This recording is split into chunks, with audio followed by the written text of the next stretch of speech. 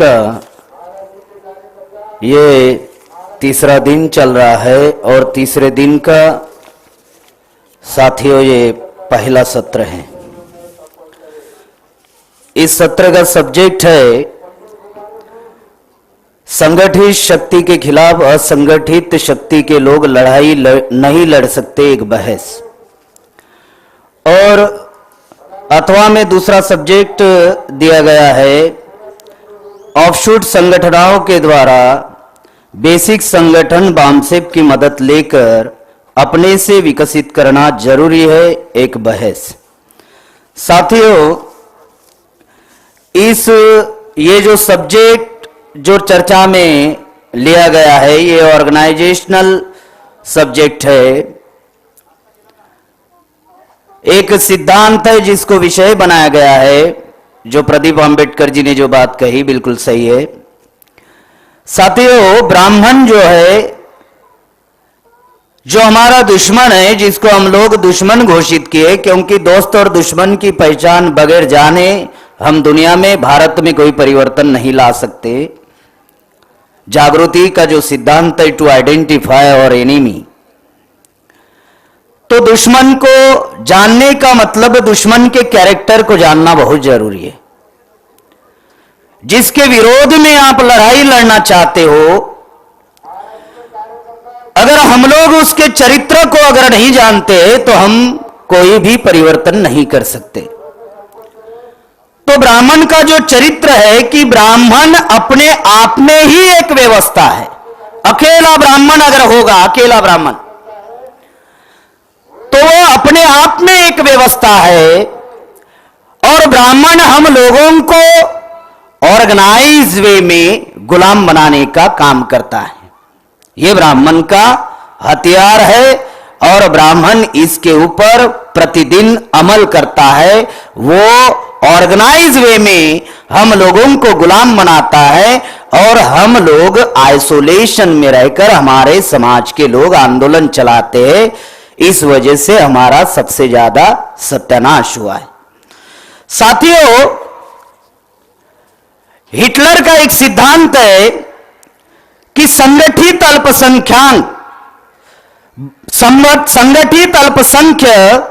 बहुसंख्याक असंगठित लोगों पर राज कर सकता है, ऐसा हिटलर कहते हैं।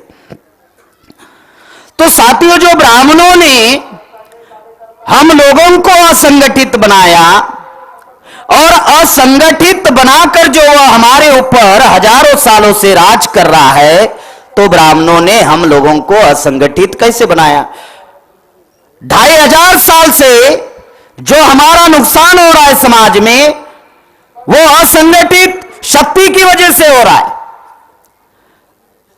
साथियों हमारी गुलामी का अगर मूल कारण कोई है तो वो असंगठित शक्ति है, क्योंकि असंगठित शक्ति की वजह से कोई भी आंदोलन हमारे समाज का कामयाब नहीं हो पा रहा है, क्योंकि हम लोग असंगठित है। साथियों ब्राह्मणों ने असंगठित करने के लिए, इस मूल निवासी बहुजन समाज को तोड़ने के लिए, विभाजित करने के लिए, उसको अनऑर्गेनाइज करने के लिए ब्राह्मणों ने अलग अलग हथकंडे अपनाए हैं। बहुत सारे वक्ताओं ने इस संदर्भ में जानकारी दी।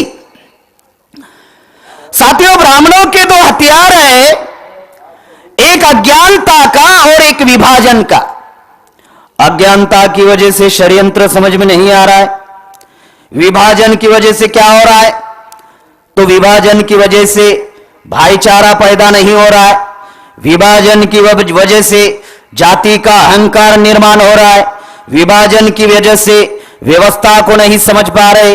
जो व्यवस्था हजारों सालों से हम लोगों को शोषित कर रही है, गुलाम बना रही है, हमारे ऊपर वो लोग राज कर रहे हैं, ये विभाजन की वजह से ये समस्याएं जो हमारे समाज में निर्माण हो रही है, इस बात को हम लोगों को समझना बहुत जरूरी है। साथियों विभाजन करने के लिए उन्होंने बहुत सारे हथकंडे अपनाए। जैसे कि उन्होंने एक हथकंडा अपनाया है कि भारत में जब संविधान लागू हुआ, संविधान के बाद में इस देश में लोकतंत्र आया।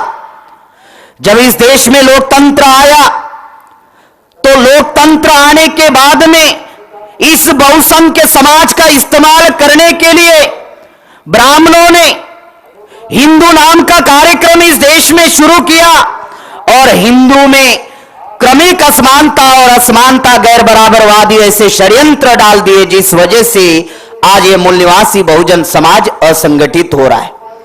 हम लोग हिंदू नहीं है एससी एसटी ओबीसी के, लेकिन अल्पसंख्य ब्राह्मण खुद को बहुसंख्य बनाने के लिए वो एससी एसटी ओबीसी को हिंदू बनाता है और एससी एसटी ओबीसी को हिंदू बनाने की वजह से अल्पसंख्य ब्राह्मण हिंदू के नाम पर बहुसंख्य बन जाता है।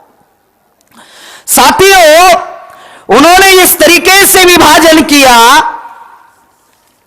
धर्म में इस तरीके से विभाजन हुआ जिस वजह से हम लोग असंगठित है। इस्लाम में जो इस्लाम मसावात पर आधारित है, जो समानता पर आधारित है, इस्लाम में शिया और सुन्नी का मामला चल रहा है। बुद्धिज्म में महायान, हीनयान, वज्रयान, तंत्रयान, क्रिश्चियन में कैथोलिक, प्रोटेस्टेंट, सिखों में अकाली दल है, मजहबी सिख है, रामदासी सिख है। इतना ही नहीं तो बाबा साहब अम्बेडकर ने आरपीआई का प्रस्ताव रखा था।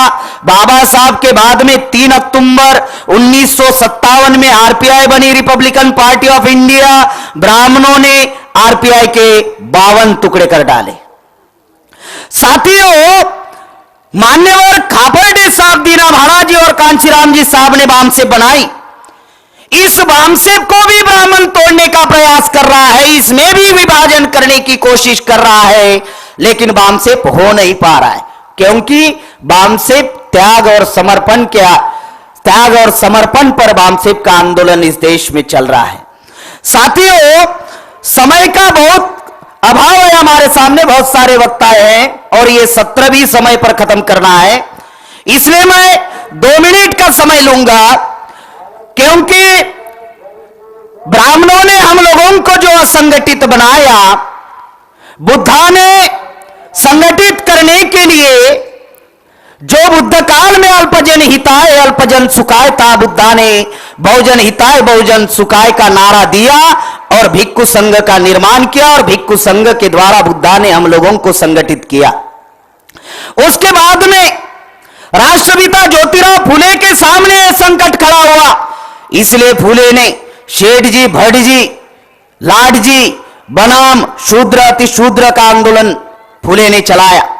उसके बाद में डॉक्टर बाबा Saheb Ambedkar SC ST OBC बनाम ब्राह्मण क्षत्रिय वैश्य, कांशीराम जी ने 15 बनाम 85 का आंदोलन चलाया और आज वर्तमान में वामन मेश्राम साहब जो है वो विदेशी बनाम मूल निवासी का आंदोलन इस देश में चल रहा है। साथियों, इस आंदोलन को हम लोगों को समझना होगा। लास्ट में सिर्फ इतना ही कहना चाहता हूं कि आइसोलेशन में अगर हम लोग रहकर आंदोलन चलाते हैं तो आइसोलेशन में रहकर हमारा सत्यानाश होगा। ये चेक ग्वेरा की एक जीवनी किताब है, उसमें इस बात को लिखा हुआ है कि आइसोलेशन में सुसाइड करना पड़ता है। इसलिए हम लोगों को ऑर्गेनाइज वे में हम लोगों को आंदोलन चलाना होगा। दुनिया में क्रांति 4 चीजों से हुई है। एक तो उस देश की प्रजा पीड़ित हो, दूसरी उस पीड़ित प्रजा में सामूहिक विद्रोह की भावना हो और तीसरा उस पीड़ित प्रजा को समस्याओं का कारणों का पता हो, चौथा उस पीड़ित प्रजा में एक सामाजिक संगठन हो जो उनकी समस्याएं है उस समस्याओं का समाधान करने के लिए जो संगठन की जरूरत होती है। इसलिए साथियों, बामसेप ये बहुजन समाज के सामने एक सामाजिक संगठन है जिसके द्वारा जो असंगठित लोग हैं, जो हजारों सालों से असंगठित लोग हैं, उन असंगठित लोगों को हम लोग संगठित कर सकते हैं और संगठित करके हम लोग हमारी समस्याओं का समाधान कर सकते हैं। हमारी गुलामी का मूल कारण, भूखमरी का मूल कारण, गरीबी का मूल कारण, लाचारी का मूल कारण है असंगठित शक्ति। आज वर्तमान में ईवीएम भी चल रहा है ना, ये भी असंगठित शक्ति की वजह से है। बोलने के लिए बहुत सारे बिंदु है, लेकिन समय के अभाव से मैं मेरी बात को यहीं पे रोकना चाहता हूं। आपने मेरी बात ध्यान से सुनी, इसलिए सबका आभार, धन्यवाद। जय मूल निवासी।